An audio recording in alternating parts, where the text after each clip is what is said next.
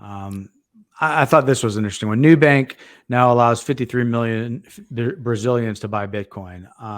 And the thing that I thought was interesting about this one is that Warren Buffett is a large investor. Berkshire Hathaway is a large investor in Nubank. And, if anyone follows this space at all, that Warren Buffett and his right-hand man, Charlie Munger, have been, unabashed critics of Bitcoin, calling it everything from rat poison to worthless to, Warren Buffett saying that he wouldn't buy every Bitcoin for $25,000 total.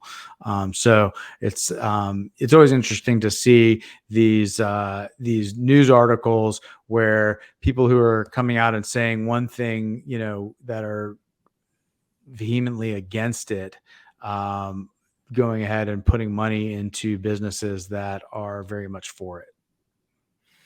Exactly. What's the saying? Don't listen to what they say, watch what they do. Yeah. And Brazil, I believe, has about a little over 200 million people. So this would give about a quarter of Brazil the ability to buy Bitcoin from a super large bank. It's really significant. Yep. And we can go into that same thing back to our same question before, where it's like, one of the things people don't realize about Bitcoin is it's a global asset. We think about things in terms of the country we live in, and people in the US tend to be really focused on the US. It's sort of like the world revolves around us. And in some ways, there is some truth to that.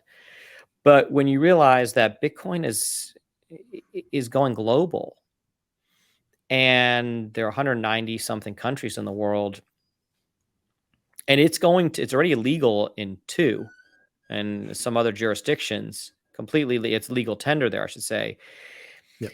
It's just, you can't put a lid on it. I just don't believe you can. Now, never underestimate the power of government, but it seems that as these things come out and we see it in different countries, it's just going to get exponentially harder and harder and harder for any one country to say no. And even if that one country does say no, which is certainly a possibility, it won't necessarily have that much of an impact.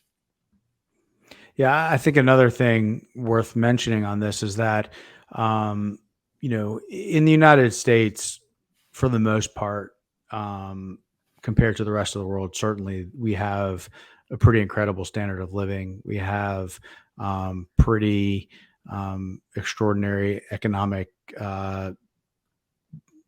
development and growth. And most people in this country, even the ones that are not well off by U.S. standards, are still better off than much of the world. And when you get into economies that are more volatile and more even more hyperinflated than we are, because I don't even know if you get hyperinflation is a hyperbolic term in that sense. But when you look at many countries around the world, whether it's Turkey or Lebanon or Zimbabwe, some South American countries, Zimbabwe, you've got, the purchasing power that goes away on a daily basis is measurable.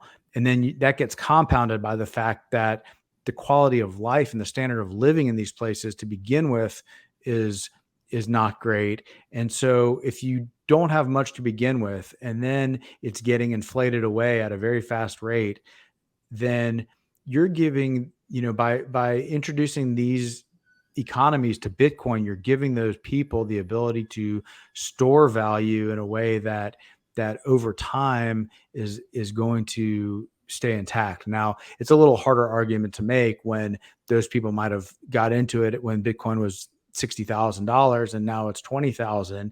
And so maybe it's a little harder argument to articulate because it appears to be that volatile. So, if you're spending it in your daily life and it's highly volatile, then, that makes it a little more challenging.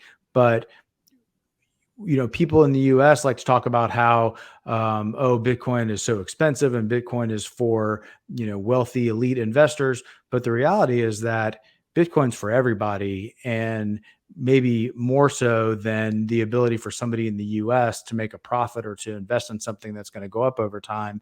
It really is giving many people around the world in less developed countries the ability to keep some of their wealth and to be able to have money that is not tied to their government, that's just getting, massively inflated.